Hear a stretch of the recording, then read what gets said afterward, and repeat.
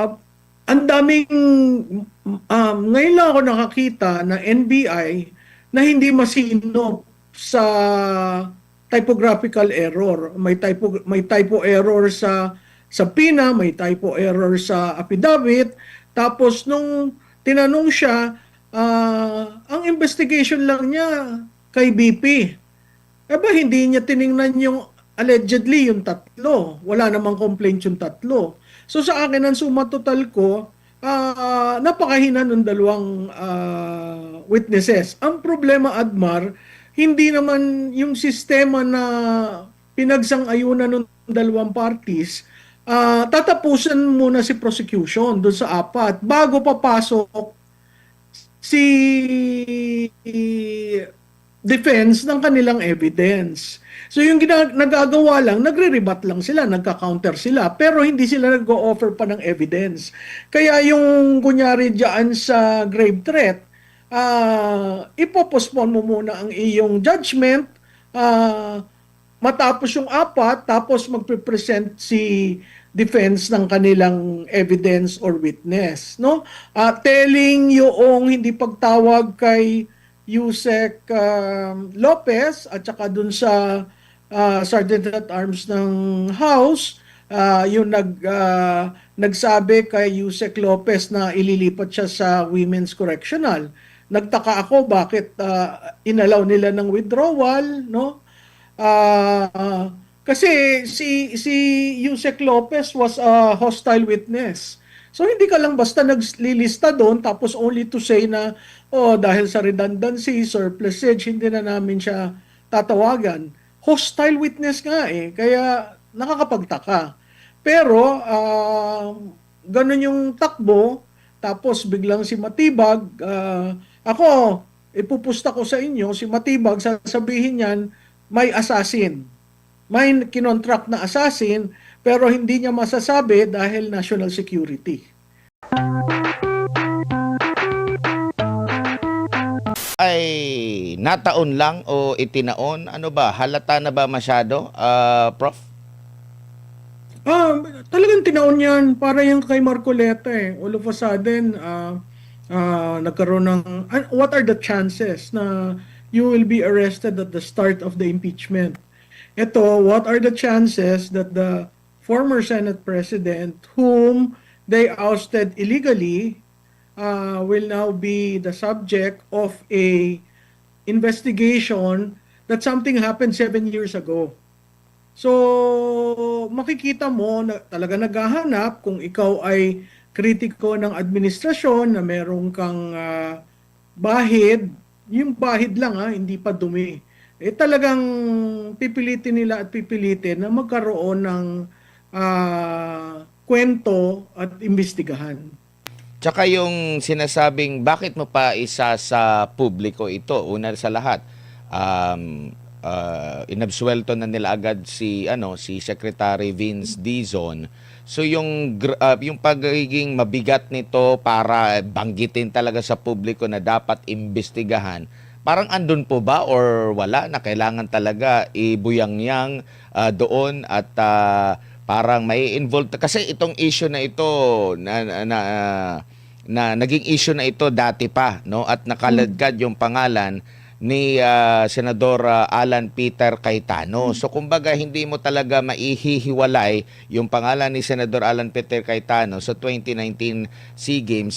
Ito po yung nangyari na sa kasagsagan ng impeachment trial at sa nakatakda niyang pagwi-witness at nung mapitik siya dahil doon sa parang bad taste yung pag-request niya na baka pwede akong unahin na maging witness, Prof. Tama yun, no? Ang dapat maintindihan ng public, kaya siya naging chair niya dahil DFA secretary siya. At ang treatment ng DFA noon, na ito'y isang international event na kailangan ng DFA ang maging nagli-lead ng effort. Ngayon, yung ginagawa nila na i-release publicly, pwede ka naman mag-imbestiga na hindi mo sinasa publiko yung intent mo na iimbestigahan. Saan napunta na yung equal protection, no?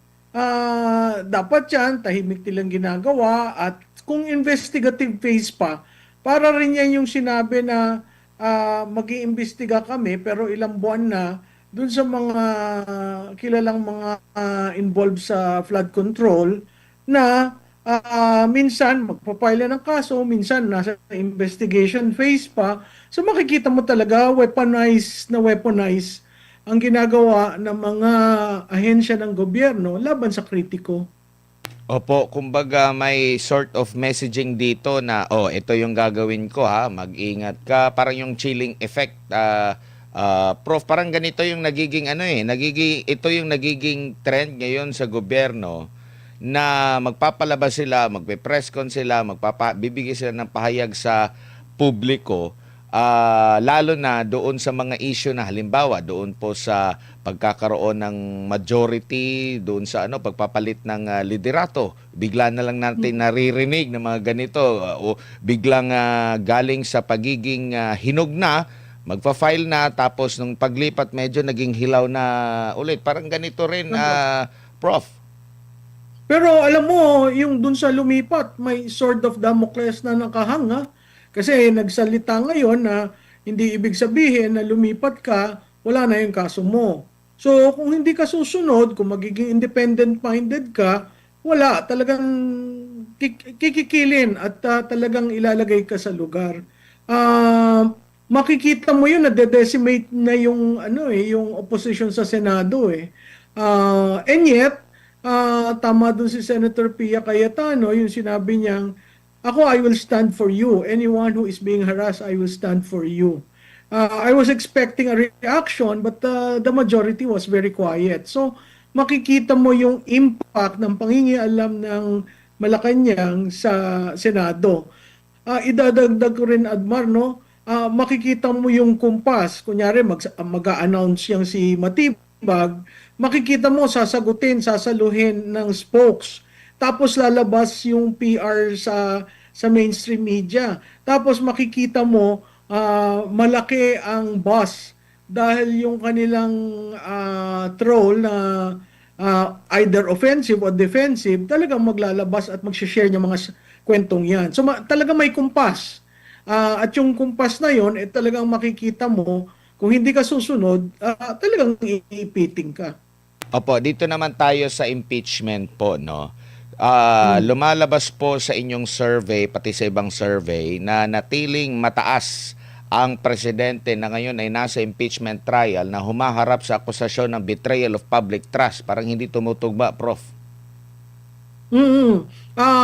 Alam mo, hindi naman kami nag-uusap yung mga survey firms, iba-iba yung methodology namin, pero makikita mo what the trend that sticks out is siya pa rin, si VP Sara pa rin ang trusted, most approved, di ba? Tapos yung presidente na kung saan siya ang kumukumpas ng lahat ng ganito, ay makita mo talagang dumadaos-os. So, dapat siguro tingnan nila yung public opinion dahil 4 na taon nang talagang pinipiga si Vice Presidente Duterte at sila ang may hawak ng lahat ng makinarya.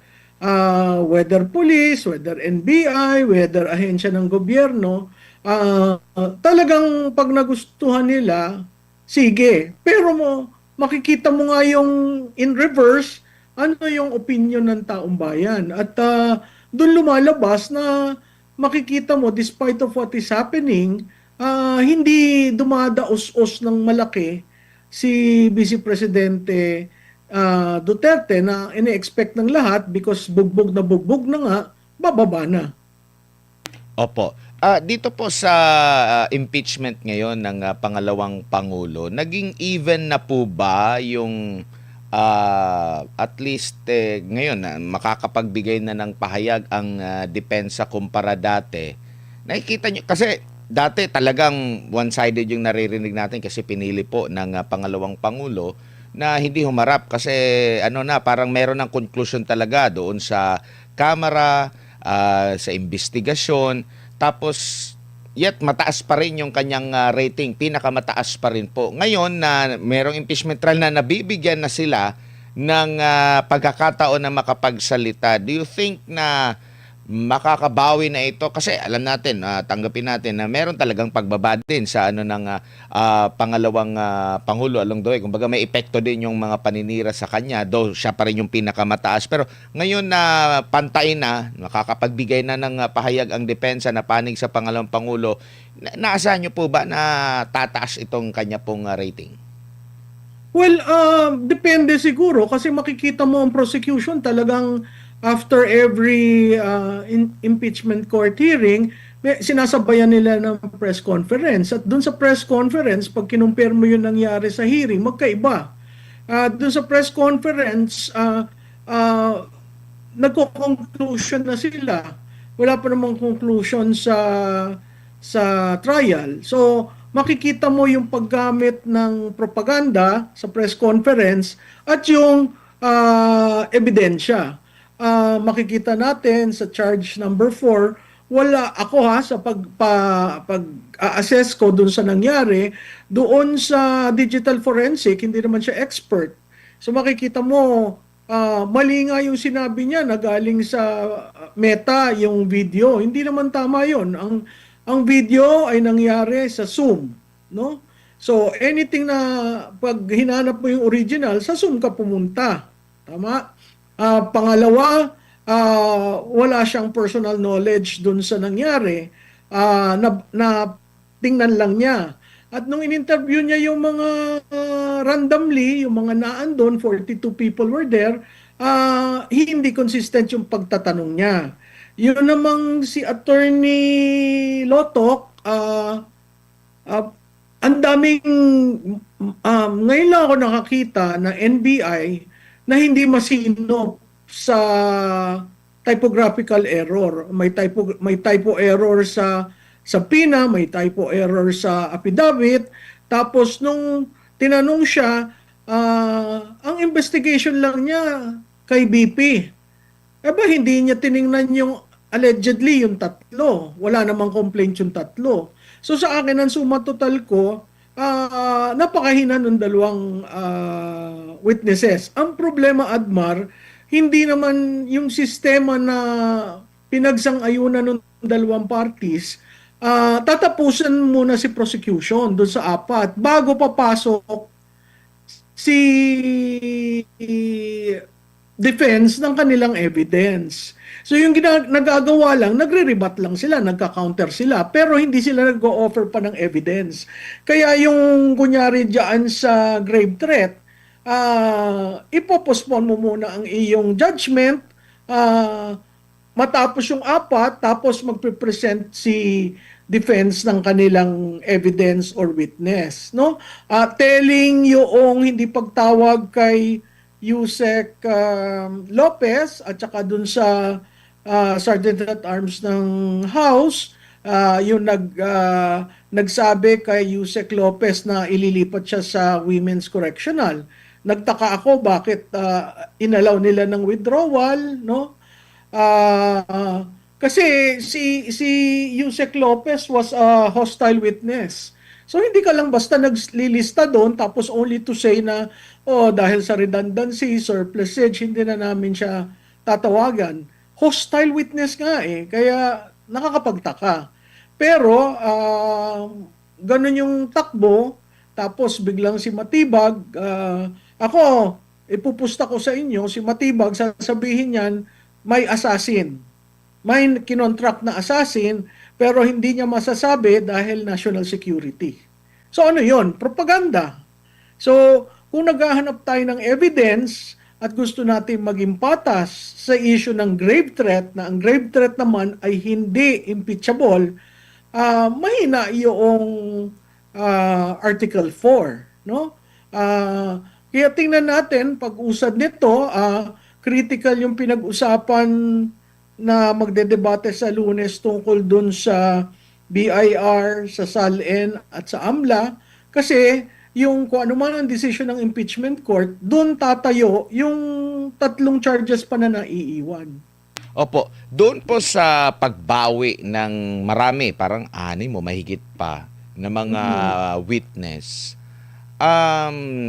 para po sa messaging po, negatibo ba yon sa lalo na sa panig ng prose? Kasi kung iisipin mo, napakahaba na nitong pinanggalingan nitong impeachment na ito, nanggaling pa ito doon sa Kamara, ang dami na nila. So kumbaga, dapat kung iisipin mo kung gano'n katagal, napaghandaan na nito, lalo na yung pagpili ng mga magiging testigo. Tapos at the end, sasabihin mo lang na redundant. Hindi ba nila naisip yun along the way? Kung same lang din naman yung sasabihin or ipupunto nila, napakarami nilang mga abogado. O sadyang pang-bluff lang ito dahil para magmukha na, oy, napakaraming mga testigo laban sa pangalawang pangulo. Ako ang tawag ko doon, propaganda eh. Biro mo mag-submit ka ng listahan, let's say ang total na listahan doon 20, tapos aalisin mo yung dalawa lang ang narinig. At doon sa dalawa pa ikot-ikot, no? So ako talagang propaganda nila. Tama ka doon sa sinabi mo, ba't hindi pinaghandaan ng tama considering second time na ito. Makikita rin natin dyan doon sa issue ng SAL, NBIR at saka AMLA. Ano ba talagang hinahanap nyo? Kasi tama rin naman ang defense ng sinabi na oo, inallege nyo yan, pero wala naman kayo naka-attach na evidence. So, fishing expedition ba itong gagawin? Parang ganun rin yun dun sa ano dun sa charge ng grave threat. Linista, tapos, ay okay na yan, na-prove na. Wala namang na-prove kasi yung dalawa, kung susumahin mo, walang personal knowledge eh. So kung wala kang personal knowledge at ginawa mong witness, mahina yung charge na grave threat. Considering na ang sabi nila, yun ang pinakamatibay at doon maluluhod si Vice Presidente Duterte. Alam mo, nakakatawa doon sa, kaya nila inunayaan. Kasi gusto nilang i-establish yung karakter ni Vice Presidente. Ano yung karakter? That she is not fit to hold office. So sa simula pa lang, yun kaagad ang linagay nila kasi mapapahiya si Vice Presidente. Ibiro mo, hindi ako nag-agree na dapat ipalabas yung video. Kasi every time mong nakikita, nare-remind ang tao dun sa nangyari, pero dahil hindi hindi kinuha yung kanilang hostile witness, hindi alam ng tao. Ano ba nangyari? Ba't ba nagalit si Vice? Kasi kung nag-appear doon si Yusek Lopez, malalaman, kaya pala nagalit dahil doon. Kasi ngayon lahat na ang conclusion, ay may Romanov pala, ay may ganito. Hindi naman yun ang punot dulo. No, may tinatawag sa law yung res mensa na ibig sabihin yung intent. Na-establish ba ng prosecution yung intent ni BP doon sa grave threat? Kasi kailangan natin lagyan ng konteksto kasi kung walang konteksto, ang dating sa tao, hindi talaga pwede si BP maging presidente. Hindi siya pwede talaga maging leader kasi tinan mo, mainitin ang ulo. Yun kaagad eh.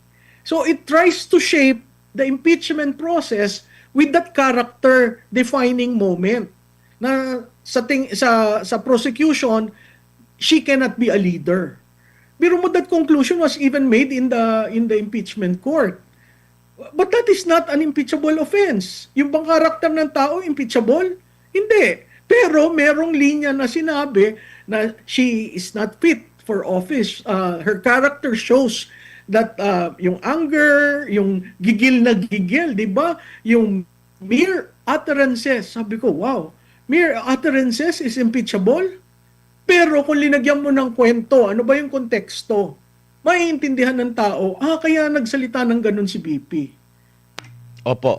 And doon din sa impeachment trial kamakailan ay nabulgar din yung pagiging selective po, no? Same na video, same na pahayag ng Pangulo, pero yung isang part lang yung kanilang pinaniwalaan na sinasabing, bakit ka naniwala? Dahil doon sa pag-deliver. Pero same lang din naman yung klase ng pag-deliver niya nung nagkaroon siya ng aligasyon, lalo na sa issue ng corruption sa ilang mga opisyal ng gobyerno, pero hindi sila naniwala doon. Pwede ba yun, Prof? Tapos ang sinabi pa ng witness, there's a pattern. Yung pupugutin ng ulo, there's a pattern. Of what? Of grave threat? 'Di ba? Kaya sabi ko, masyadong propaganda ang ginawa. Patuloy na inuyurakan si Vice Presidente, at patuloy nilang linalagay siya sa sitwasyon na kung ang huhusga lang naman itong dalawang ito. You can say that the character of the Vice President is such, but coming from these two people, maling-mali yun. Kaya sabi ko, parang hindi naman yata tama itong ginawa nitong dalawa, kasi yung isa, walang personal knowledge, yung isa, mali-mali, so hindi mo alam which is which. So ano yung evidence doon? Yung evidence is the mere utterances and the pattern of behavior. Hindi naman siya psychologist to say that. So again, it boils down to the imagery of the vice president being questioned because of her utterances. And that is character defining. Opo. Hindi naman, 'di ba? Hindi naman impeachable yung character. Tsaka yung kaibahan ng babala at banta po, Prof, na Yeah, buksan na yeah. din na doon. Sa tingin niyo po ba, babala lang ito or banta itong nabanggit ng pangalawang Pangulo? Kasi hindi nga, alam mo, nung inisplice nila at pinakita nila yung seven videos na lahat nagmumura. Diin na diin sa pagmumura. Ano yon? Proof yon na babala o ano yung isang sinabi mo? Banta. Banta. Wala kang makita dun eh. Kasi yung banta, it's a threat, conditional. Yung babala is a warning. So ang tanong, na-threaten ba yung tatlo? Nag-file ba yung tatlo ng kaso? Wala namang final na kaso. Ang they took it upon themselves, si NBI, to file the case. So, di ba ang tinanong doon, sino nag-order sa inyo? Kasi they took it upon themselves eh. And then yet, after what has been done, nakita mo nakapending sa DOJ. So I think that case will be dependent on the acquittal. Once she is acquitted, that case will move. Hindi ko alam kung may time limit yung pagkakaso nila. Katulad rin nung kay Senator Cayetano, 7 years has lapsed. Yung ba walang, what do you call this? Hindi ba stop na ang Estado? Dahil tapos na yung period na kailangan kang mag-file ng kaso.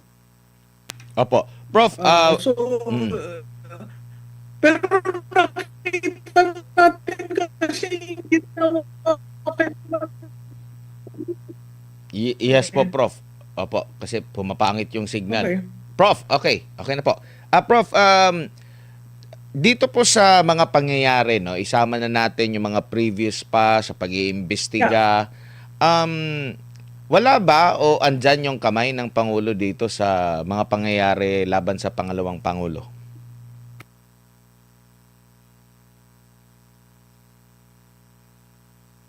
No mean bone. Pero after 4 years, ako, naniniwala ako, kasama siya sa pagpaplano.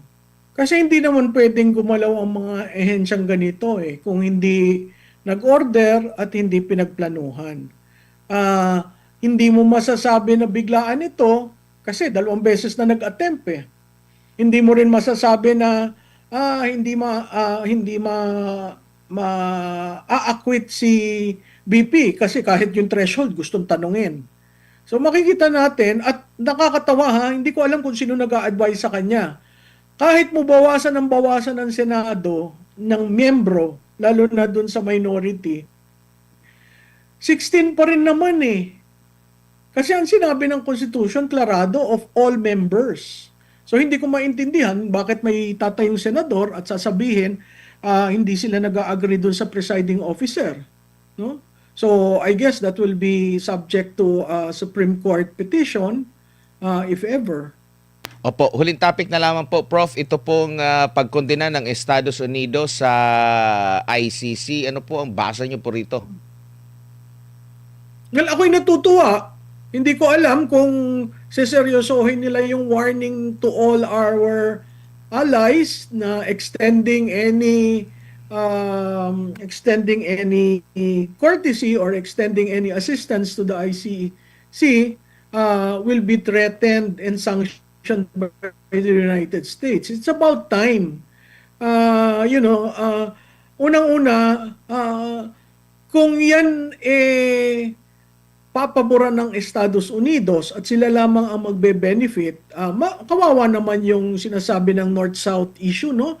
Na yung maliliit na bansa lamang ang kanilang kayang tadyakan at hulihin, samantalang yung malalaking bansa, yung mga dambuhalang bansa at may hegemonic role sa global order natin, pwede silang ganyanin.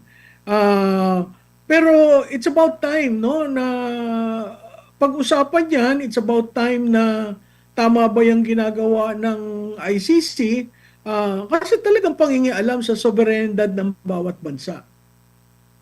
Opo, doon naman sa naging tugon ng Malacanang ukol dito, naging selective po ba sila kung ano yung makakabenepisyo sa administrasyon, ano yung hindi nakakabenepisyo? Kasi naalala ko, nung pumunta si Marcos Jr. doon sa Russia, na ungkat yung pwede ba tayong mag-angkat ng langis doon sa Russia, tapos sasabihin na maraming mga kinukonsidera. So, nakita natin na may involvement talaga yung Amerika doon kasi may conflict ang Russia tsaka sa Amerika, yung mga economic wars. Pero ito, may pahayag, bakit parang matamlay ang yung parang pagtugon mo rito? Kumbaga nagiging selective. Mahilig ba sila sa pagiging selective, Prof?